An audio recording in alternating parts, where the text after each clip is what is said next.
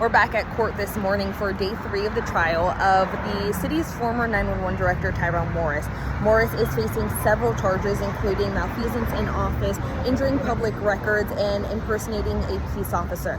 Yesterday was a day full of witness testimony. We heard from 7 witnesses. One of those witnesses was the person that was involved in the crash with Morris that this case kind of all stems from.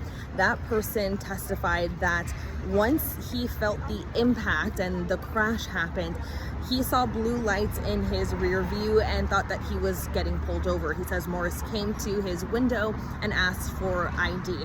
Now, this goes into the case of impersonating a peace officer, but the defense argued that Morris never said he was a peace officer, but it really is all kind of coming down to these blue lights on Morris's department vehicle.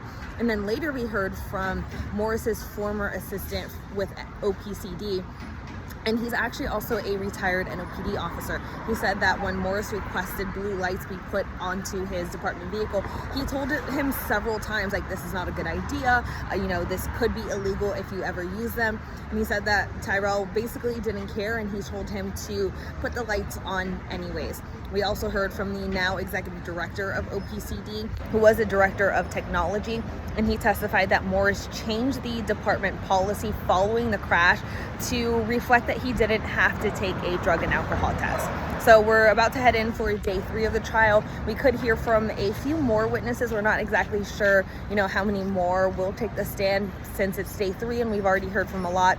The big question today is whether or not Tyrell will take the stand.